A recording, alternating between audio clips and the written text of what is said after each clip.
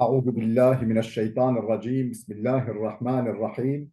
Elhamdülillah ve salatu ve selamu ala Resulillah.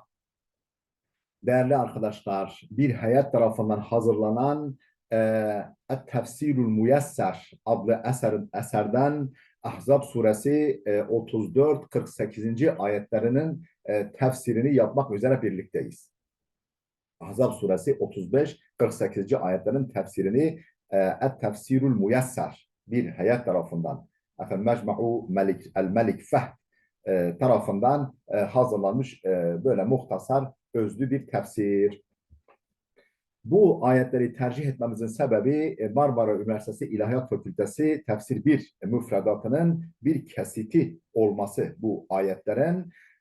Muhtelif surelerden seçilmiş ayet kesitlerini biz değişik tefsirlerden, farklı tefsirlerden okuyoruz ki öğrencilerimiz bu tefsirlerin üslubuyla, yöntemiyle tanışsın, haberdar olsun. Önce ayetlerimizin mealini veriyoruz. Sonra o muhtasar özlü olan tefsirini de okuyoruz. Ne buyuruyor? İnnel muslimine vel muslimati vel mu'minine vel mu'minati vel qanitine vel qanitati والصادقين والصادقات والصابرين والصابرات والخاشعين والخاشعات والمتصدقين والمتصدقات والصائمين والصائمات والحافظين فروجهم والحافظات والذاكرين الله كثيرا والذاكرات أعد الله لهم مغفرة وأجرا عظيما. Allah'ın emir ve yasaklarına teslim olmuş kadınlar ve erkekler ve kadınlar, iman etmiş erkekler ve kadınlar, Allah'a itaat eden erkekler ve kadınlar, dürüst olan, samimi olan, ihlaslı olan erkekler ve kadınlar,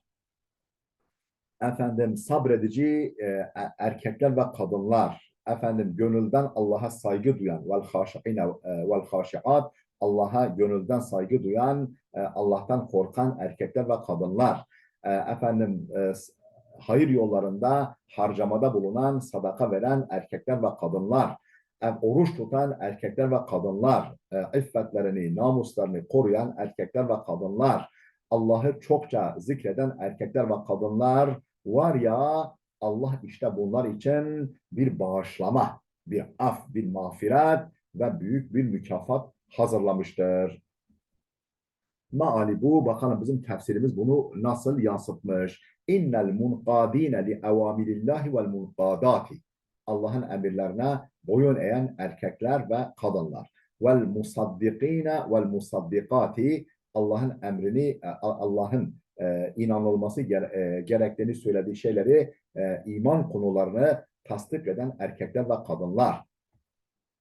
وَالْمُطِعِينَ اللّٰهَ وَرَسُولَهُ وَالْمُطِعَاتِ Allah'a ve Resulüne itaat eden erkekler ve kadınlar.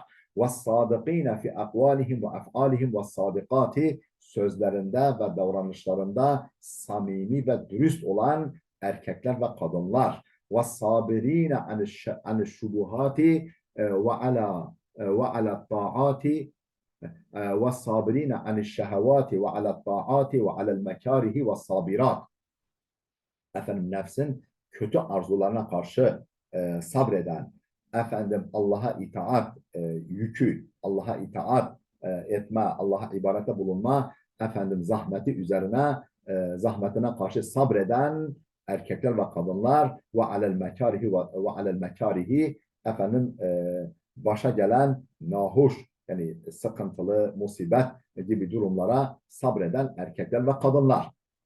Yani sabır üç yerde olur. Nefsin kötü arzularına girmeme konusunda direnç sabır. Allah'a itaat konularının zahmetine katlanmada sabır. Hastalık ve musibetlere katlanmada, isyan etmemede sabır. O üç yerde olur. İşte bunlara sabreden erkekler ve kadınlar.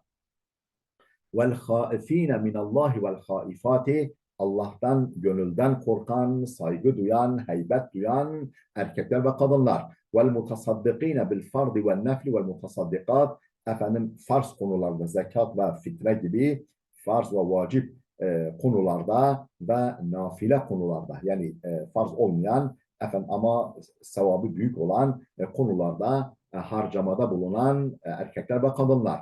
وَالصَّائِم۪ينَ فِي الْفَرْضِ وَالنَّفْلِ farz oruçları tutan, nafile oruçlar tutan erkekler ve kadınlar. وَالْحَافِظ۪ينَ فُرُوجَهُمْ عَنِ الزِّنَا وَمُقَدِّمَاتِهِ وَعَنْ كَشْفِ الْعَوْرَاتِ وَالْحَافِظَاتِ Efendim, zina ve zinanın öncüllerinden, zina ve zinaya götüren hususlardan, hani namahrama bakmak gibi, dokunmak gibi, bağışlayın, öpmek vesaire gibi zinanın mukaddimelerinden sapınan ve avretlerini açmaktan, avret yerlerini açmaktan uzak duran erkekler ve kadınlar. وَالذَّاكِرِينَ اللّٰهَ كَثِيرًا بِقُلُوبِهِمْ وَأَلْسِنَتِهِمْ وَالذَّاكِرَاتِ kalpleriyle ve dilleriyle Allah'ı anıp, Allah'ı hatırlayıp, tefekkür edip, dilleriyle Allah'ı zikreden erkekler ve kadınlar hepsi için adallahu lehum,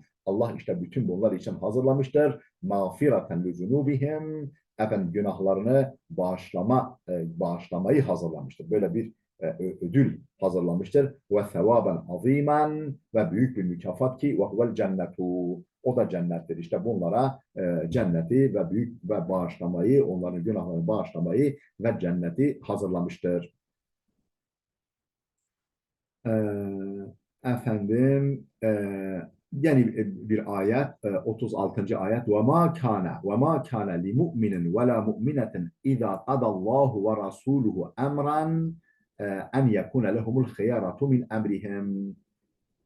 Hiçbir erkek mümin erkek ve kadının hakkı değildir. Hiçbir mümin erkek ve kadının hakkı değildir. Allah ve Resulü bir hususta karar verdiğinde, Allah ve Resulü bir hususa hükmettiğinde, karar verdiğinde onların tercihinin bulunması onların hakkı değildir. Onlar için bir hiyara, bir tercih seçeneği bulunması onların hakkı değildir. Min emrihim, kendileriyle ilgili hususlarda Allah ve Resulü bir şeye hükmettiğinde artık bir tercih seçenekleri kalmaz. Böyle bir hakları yok. وَمَنْ يَعْصِ اللّٰهَ وَرَسُولَهُ Kim Allah ve Resulüne asi olursa, Allah ve Resulünü dinlemezse fakat dalla dalalen mübina, o apaçık bir dalalete, bir eğri yola sapmıştır. Tefsirini okuyoruz. وَلَا يَنْبَغِ لِمُؤْمِنٍ وَلَا مُؤْمِنَةٍ اِذَا حَكَمَ اللّٰهُ وَرَسُولُهُ ف۪يهِمْ حُكْمًا اَنْ يُخَالِفُوهُ Allah ve Resulü kendileri hakkında bir hüküm verdiğinde, bir karar verdiğinde hiçbir mümin ve erkek için onlara Allah ve Resulüne veya o hükme muhalefet etme hakkı yoktur. En yuhalifuhu en yuhaliful hukme, o Allah'ın hükmüne, Resul'ün hükmüne, kararına muhalefet etme hakkı yoktur. بِاَنْ يَخْتَرُوا غَيْرَ الَّذِي قَضَى فِيهِمْ Allah ve Resulü'nün onlar hakkında verdiği karardan başkasını seçme yetkileri yoktur. وَمَنْ يَعْصِ اللّٰهَ وَرَسُولَهُ فَقَدْ بَعُدَ عَنْ طَرِيقِ الصَّوَابِ بُعْدًا ظَاهِرًا Kim Allah ve Resulüne karşı gelirse o işte onlar o doğru yoldan açıkça uzağa düşmüştür. Açıkça uzaklaşmıştır, sapmış ve açıkça uzaklaşmıştır.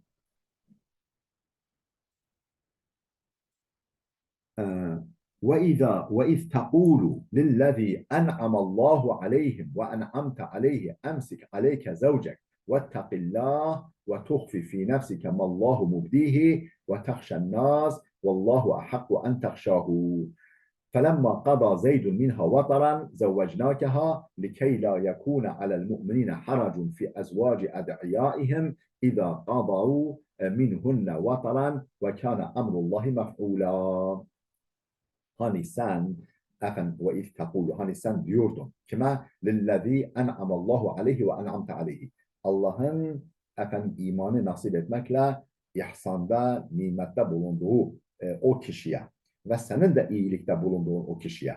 Yani nasıl iyilikte bulunduğun? Yani senin kölen iken onu özgürlüğüne kavuşturup kendine evlat edindiğin, o cahiliye kuralına uygun olarak kendine yani özgürlüğüne kavuşturup kendine evlat edin o kimseye diyordu. Yani emsik aleyke zevcek. Hanımını boşama. Hanımını yanında tut. Hanımını nikahında tut diyordun. Ve takillah ve Allah'a karşı gelmekten sakın diyordun o kişiye. Zeyd bin Haritha'ya ve tuhfi fi nefsike mallahu mubdihi. Efendim içinde Allah'ın açığa vuracağını gizliyordun.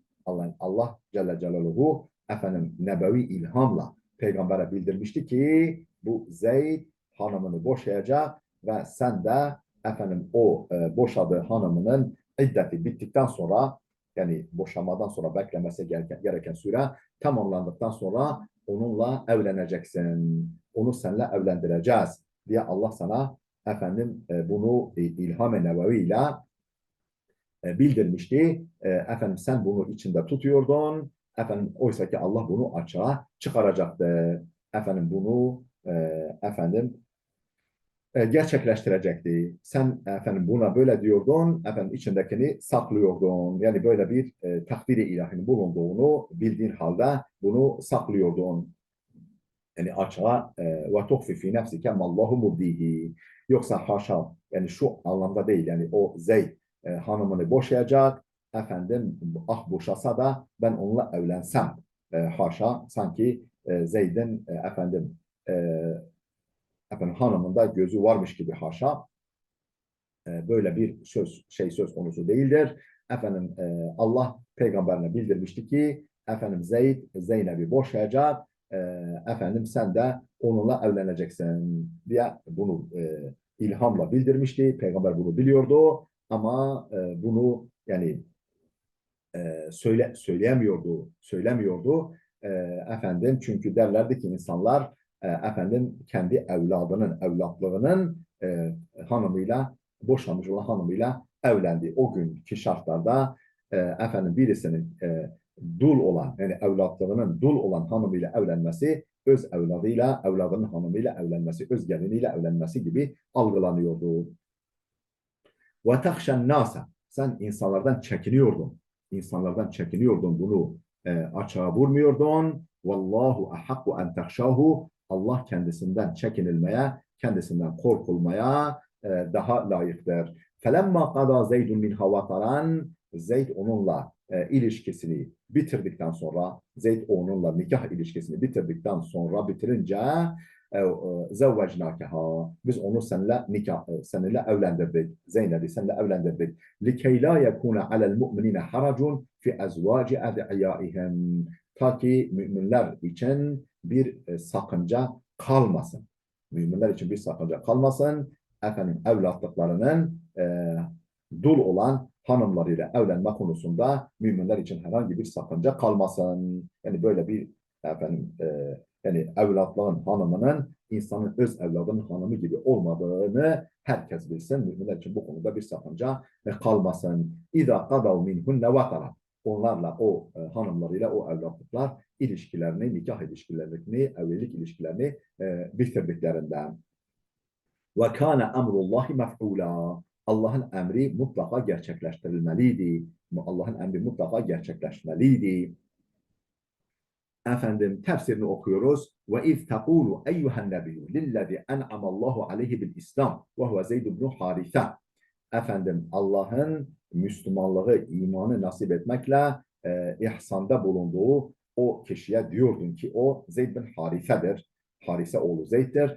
Ellezî a'taktehu ve ellezî a'takahu ve tebennahu nebi. O Zeyd ki Allah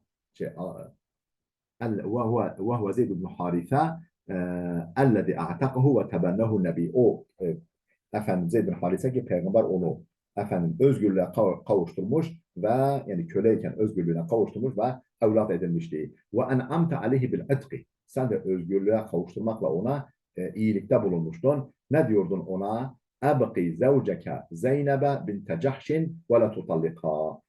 Eşin Zeynep binti Cahşi. Cahş oğlu Zeynep'i bırak tut nikahında ve la tutallika boşama diyordun. Vettakillaha ya Zeyd. Ey Zeyd bu konuda Allah'tan kork. ve diyordun hani ve tuhfi eyyuhen nebiyyü fi nefsike ma evhallahu bihi ileyke min talaqi Zeydin li zevcihi ve zevacike minha. İçinde saklıyordun. Dışa vurmuyordun.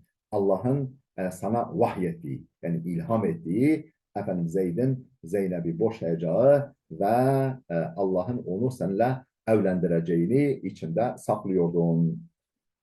Vallahu Teala muzhirun ma ahfeyte. O gizlediğini, içinde gizlediğini Allah mutlaka açığa çıkaracaktı. Ve tehaful münafıkine en yekulu. Münafıkların şöyle demesinden çekiniyordum. Tezevvece Muhammedun mutallakate mutebennahu.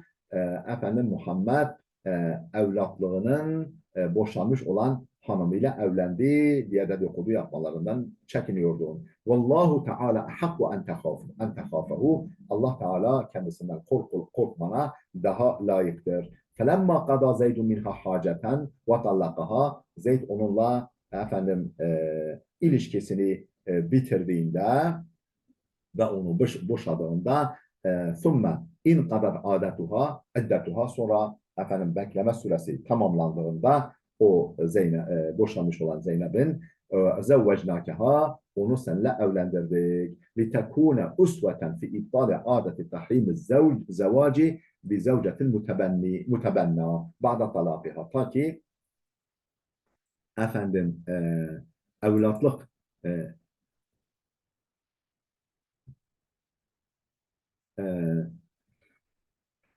ta ki sen bir örnek olasın. لِتَكُونَ اُسْوَةً ta ki sen bir örnek olasın. Fi iptali adeti tahrimi zevaci bi zevcetin mutebenna ba'da talakiha. Evlat edinilen kimsenin boşamasından sonra e, hanımıyla evlenme e, yasağı adetinin iptali konusunda böyle bir yasağın iptali konusunda sen örnek olasın. Yani bu iptalı evlatlığın boşanmış olan hanımıyla iddetini tamamladıktan sonra evlenmenin yasağı adetinin ortadan kaldırılması konusunda sen örnek olasın. Bunu senin şahsında gerçekleştirelim diye. ولا يكون على المؤمنين إثم وذنب في أن يتزوجوا من زوجات من كانوا يتبنونه بعد طلاقهن إذا قضوا منهن حاجتهم. O hanımlarıyla ilişkilerini bitirince e, o boşamış oldukları hanımlarıyla tekrar alıyorum arkadaşlar, bu cümle uzun. Ta ki müminler için bir günah, bir sakınca kalmasın. Ne konuda müminler için bir günah, bir sakınca kalmasın? Evlatlık edindikleri kimselerin boşanmış olan eşleriyle evlenme konusunda müminler için bir günah ve sakınca kalmasın. Ba'da talakihinne onları evlatlıklar, o hanımları boşadıktan sonra İza kadav minhunne hacetehum onlarla ilişkilerini bitirdikleri zaman ve kâne emrullahi mef'ûla Allah'ın emri mutlaka gerçekleşecekti ve la aika lehu ve la mani'a bu konuda hiçbir engel, hiçbir mani yoktur. Yani Allah'ın emrinin, hükmünün gerçekleşmesini geri bırakacak hiçbir engel, hiçbir mani yoktur. Ve kâne âdetun tebenni fil cahiliyeti. Cahiliyet döneminde tebenni, yani evlat edinme adeti vardı. Thumma ubtilat bi kavlihi teala sonra şu ayet-i kerimeyle bu evlatlık edinme iptal edildi. Yani kaldırıldı ortadan.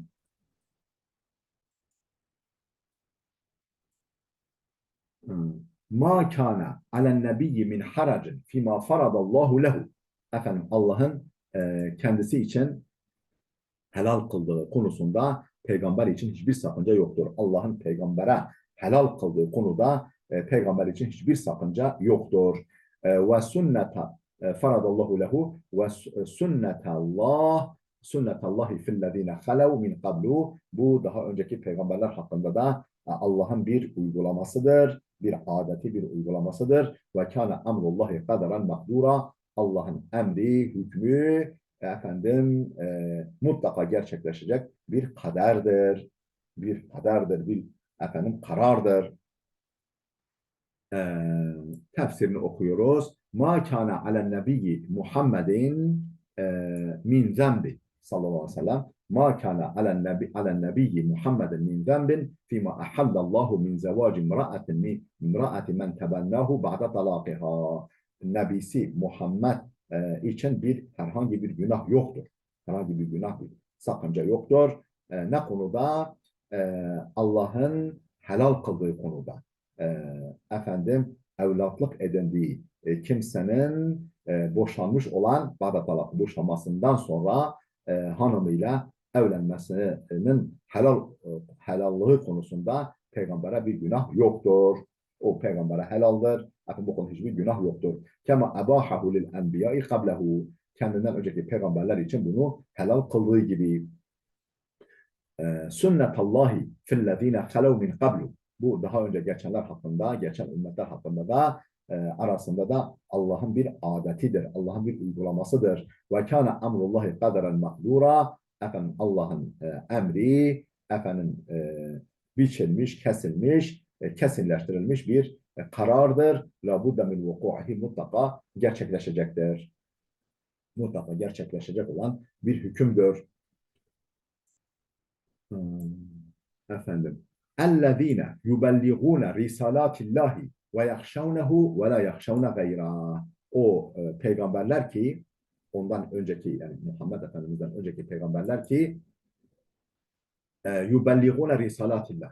Allah'ın mesajlarını, Allah'ın elçiliğini tebliğ ediyorlardı. وَيَخْشَوْنَهُ وَلَا يَخْشَوْنَ أَحَدًا اِلَّا اللّٰهَ. Efendim Allah'tan korkuyorlardı. Allah'tan başka hiç kimseden de korkmuyorlardı, çekinmiyorlardı. وَكَفَى بِاللّٰهِ حَسِيبًا. Hesaba çekici olarak Allah yeter. ثُمَّ ذَكَرَ سُبْحَانَهُ الْاَنْبِيَاءَ الْمَاضِينَ. Sonra Allah önceki peygamberlere yer verdi, önceki peygamberlerden söz etti. وَاَثْنَ عَلَيْهِمْ بِأَنَّهُمْ şu özellikleriyle onları övdü. اَلَّذ۪ينَ يُبَلِّغُونَ رِسَالَاتِ اللّٰهِ اِلَى النَّاسِ. Onlar ki Allah'ın mesajlarını, Allah'ın elçiliğini insanlara tebliğ ediyorlardı. Ve yahafun Allah vahdehu. Sadece Allah'tan korkuyorlardı. Ve la yahafun ahadan sivahu. Ondan başka hiç kimseden korkmuyorlardı. Ve kefa billahi muhasiben ibadehu ala cemi'i a'malihim ve murakiben leha. Efendim kullarını hesaba çekici olarak Allah yeter. Ne konuda Allah'ın kullarını hesaba çekme konusunda ala cemi'i a'malihim efendim bütün eylemleri, bütün sözleri ve davranışları konusunda kullarını hesaba çekici olarak Allah yeter ve murakiben leha ve onların sözlerini ve davranışlarını kontrol edici olarak Allah yeter. Efendim ma kana ve ma kana Muhammedun eba ahadin min ricalikum velakin Rasulallahi ve hatemen nebiyyin ve kânallahu bi kulli şeyin alîmâ. Muhammed sizden herhangi bir erkeğin babası değildir. Sizden herhangi bir erkeğin babası değildir. Velakin Resulallah, fakat Allah'ın elçisidir o. Peygamber hatemen nebiyyin ve peygamberlerin sonuncusudur. Ve kânallahu bi kulli şeyin alîmâ. Allah her şeyi çok çok iyi bilmektedir. Efendim tefsirini okuyoruz. Ma kana Muhammedun eben li ahadin min ricalikum. Muhammed sizden herhangi bir erkeğin, bir adamın babası değildir. Velakinnehu Rasulullahi ve hatemun nebiyyin. Fakat o Allah'ın elçisidir ve peygamberlerin sonuncusudur. Fela nübüvvete ba'dehu ila yevmil kıyame.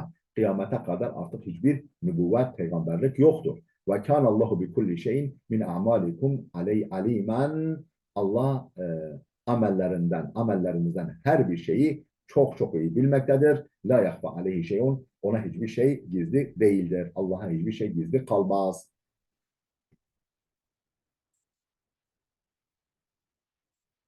Ya eyyühellezine amenu. Ey iman edenler. Uzkurullaha zikren kefira. Allah'ı bol bol zikredin. Ve sebbihuhu bukraten ve asila. Sabah akşam onu tesbih eden, tenzih eden, yani kusurlardan, ayıplardan münezzeh olduğunu ifade eden. Ya eyyühellezine saddakullaha ve rasulehu ve amilu bi şer'ihi. Ey Allah ve Resulünü tasdik eden ve Allah'ın şeriatıyla amel eden kullarım. Uzkurullaha bi kulubikum ve elsinetikum ve cevarihikum zikren kethira. Kalplerinizle, dillerinizle, fiillerinizle Allah'ı bol bol anın, Allah'ı bol bol hatırlayın. Efendim zikrini dilinizden düşürmeyin. وأشغلوا أو أوقاتكم بذكر الله تعالى عند الصباح والمساء sabah ve akşam vakitlerinizi Allah'ı anmakla doldurun. Allah'ın zikriyle, Allah'ı zikretmekle doldurun vakitlerinizi sabah akşam ve edbara salavatil mefrudat özellikle farz namazların ardında Allah'ı bol bol zikredin. Ve indel avaridi vel esbab bir takım vesileler, sebepler meydana geldiğinde, bir takım arızalar, bir takım durumlar kendini gösterdiğinde, belirdiğinde ve bir takım sebepler ortaya çıktığında vakitlerinizi Allah'ı zikretmekle doldurun. فَاِنَّ ذَٰلِكَ عِبَادَةٌ مَشْرُعَةٌ Bu dinde yeri olan, dinde yeri olan, dinde önemli yeri olan bir ibadettir zikrullah. تَدْعُوا إِلَى مُحَبَّةِ اللّٰهِ وَكَفِّ اللِّسَانِ عَنِ الْآثَامِ وَتَعَيُّنِ وَتُعِينُ عَلَى كُلِّ خَيْرٍ Bu Allah'ı sevk eder. Allah'a anmak, muhabbetullah'a davet eder. Muhabbetullah'a sevk eder. Dili günahlardan korur ve tu'inu ala kulli hayrin her hayırlı işe yardımcı olur Allah'ı anmak. Zikrullah. وهو الذي يصلي عليكم وملائكته ليخرجكم من الظلمات إلى النور وكان بالمؤمنين رحيما. Allah size rahmet eder. Melekleri de size dua eder. Allah size rahmet eder, size yardım eder. Size elinizden tutar ve melekleri de size dua ederler. لِيُخْرِجَكُمْ مِنَ الظُّلُمَاتِ اِلَى nur Sizi karanlıklardan aydınlığa çıkarmak için Allah size rahmet eder. Melekleri de sizin için istiğfar eder, dua eder. وَكَانَ اللّٰهُ بِالْمُؤْمِنِينَ رَحِيمًا Allah özellikle müminlere yönelik merhamet sahibidir. Huvellezî tefsirini okuyoruz. Huvellezî yerhamukum ve yusni aleykum. Allah'tır. Allah size merhamet eder, sizi över ve ted'u lekum melaiketuhu. Allah'ın melekleri de sizin için dua ederler. Liyukhrijakum min zulumatil cehli ve dalal ila nuril İslam. Sizi cehalet ve dalalet karanlıklarından çıkarıp İslam nuruna kavuşturması için. Ve kâne bil mu'minine rahîmen fid dünya vel ahire. Allah dünyada da ahirette de müminlere karşı rahimdir, merhamet sahibidir. La yu'azzibuhum ma damu muti'ine muhlasine lehu. Onlar Allah'a itaat ettikleri ve Allah'a karşı samimi oldukları sürece Allah onlara azap etmez. Ve tahiyyatuhum yevme yelkavnehu selam. Allah'a kavuşacakları günde Allah'ın onları karşılaması selam iledir. Allah'ın onları karşılaması, Allah'a kavuşacakları gün Allah onları selamla karşılar. Ve a'adde lehum ecran kerima ve onlar için büyük bir mükafat hazırlamıştır. Tahiyyatu haulâ'il mu'minîne minallâhi fil cenne yevme yelkavnehu selam. Cennette Allah'a kavuşacakları gün müminleri Allah'ın karşılaması selam iledir. Hoş geldiniz diye hoş geldiniz. Selam size demesiyledir. Selamun kavlen min Rabbir Rahim. Merhamet sahibi olan bir Rab'dan onlara selam vardır buyuruluyor Yasin suresinde. Tahiyyatu haulâ'il mu'minin. Bu müminlerin karşılanışı Allah tarafından cennette ona kavuşacakları gün ve emanun lehum min selamdır ve emanun lehum min azabillah Allah'ın azabına karşı onlara güvence vermedir. Ve kad a'adde lehum sevaben hasenen onlar için güzel bir mükafat da Allah hazırlamıştır ki ve huvel cennetu o mükafat da cennettir. Ya eyyühen nebiyyü ey peygamber İnna arsalnâke şahiden ve mübeşşiran ve nezîrâ ve dâ'iyen ilallâhi biiznihi ve sirâcen munîrâ. Ey peygamber biz seni efendim bir şahit, bir müjdeleyici ve bir uyarıcı olarak gönderdik. Bir de efendim ve da'iyen ilallahi biiznihi Allah'ın izniyle ona davet edici. Allah'ı tanımaya, ona kulluğa davet edici olarak gönderdik. Ve siracen munira ve nur saçan bir kandil olarak seni gönderdik. Hmm. Ya eyyühen nebiyyü. Ey peygamber. İnne arsalnake şahiden ala ummetike bi iblağihim er risalete. Yani ümmetine karşı seni bir şahit olarak gönderdik. Yani Allah'ın elçiliğini tebliğ ettiğine dair yani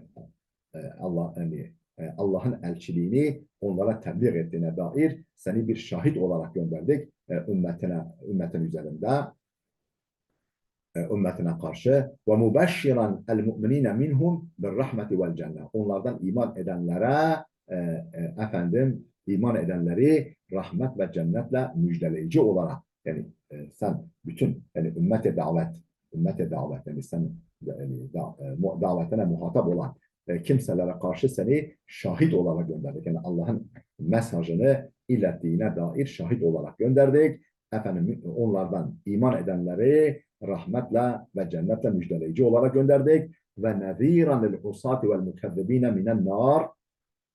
Efendim asi, Allah'ın emrine karşı gelen ve hakikati yalanlayan kimseleri cehennemle korkutucu olarak gönderdik. Ve da'iyen ila tevhidillahi ve ibadetihi vahdehu bi emrihi iyyâke.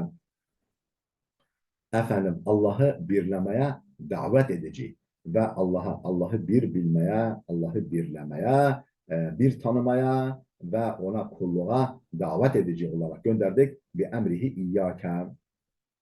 Efendim bunu sana emretmesiyle, Allah'ın bunu sana emretmesiyle Allah'ın tevhidine, Allah'ı birlemeye ve ona kulluğa davet edici olarak seni gönderdik. Ve siracen muniran limen istenara bike. Efendim senden ışık almaya, senden senin nurundan istifade etmek isteyen kimseler için nur saçıcı bir kandil olarak gönderdik. Fe emruke zahirun fîmâ ci'te bihi minel hak. Efendim getirmiş olduğun hak konusunda temsil etmiş olduğun hakikat konusunda senin durumun gayet açıktır. Keşşemsi fi işrakiha ve idaatiha. Tıpkı güneş gibi nur saçıcılığı ve ışık yani aydınlatıcılığı ve nur saçıcılığı konusunda güneş gibisin. La yechaduha illa muanidun. İnatçı kimselerden başka kimse bunu bile bile inkar etmez.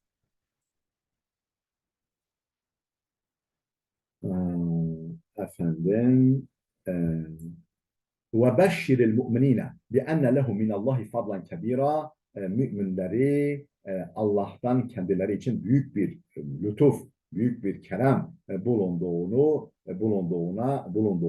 müminlere müjdele. Ve beşşir eyyuhen nebiyyü ey peygamber müjdele ehlel iman ehli imanı müjdele bi enne lehum minallahi sevaben azima kendilerine Allah'tan büyük bir mükafat bulunduğunu ehli imana müjdele. Ve huve ravdatul cennet bu mükafat cennet bahçeleridir. Ve la tuti'l kafirine vel münafıkîn. Efendim kafirlere ve münafıklara itaat etme. Onlara boyun eğme. Ve deh azahum. Onların eziyetlerine aldırma. Ve tevekkel alallah. Allah'a tevekkül et. Allah'a güven. Allah'a bel bağla. Ve kefa billahi vekila. Vekil olarak Allah yeter. Ve la tutih eyyuhel rasul. Ey Resul. Ey elçin. İtaat etme. Kavle kafirin ev münafikin. Herhangi bir kafir, herhangi bir münafıkın sözüne itaat etme, sözünü dinleme. وَتْرُكْ اَذَاهُمْ onların eziyetine, sıkıntılarına aldırış etme. وَلَا يَمْنَعْكَ ذَٰلِكَ مِنْ تَبْلِغِ الرِّسَالَةِ bu seni Allah'ın mesajını tebliğ etmenden alıkoymasın. وَثِقْ بِاللّٰهِ فِي كُلِّ اُمُورِكَ وَاَعْتَمِدْ عَلَيْهِ bütün işlerinde, her işinde Allah'a güven, ona itimat et. فَاِنَّهُ يَكْف۪يكَ مَا اَهَمَّكَ min kulli umuri dünya vel ahira seni kaygılandıran, seni düşündüren her konuda Allah sana kafidir. Dünya ve ahiret işlerin adına, dünya işlerinde olsun, ahiret işlerinde olsun, seni kaygılandıran her konuda Allah sana yeter, Allah sana kafidir. Efendim, değerli dostlar, efendim açtığımız, efendim ayetler kesitimiz burada bitti. Dersimiz de burada sona erdi. Gelecek dersimize kadar Allah'a emanet olun.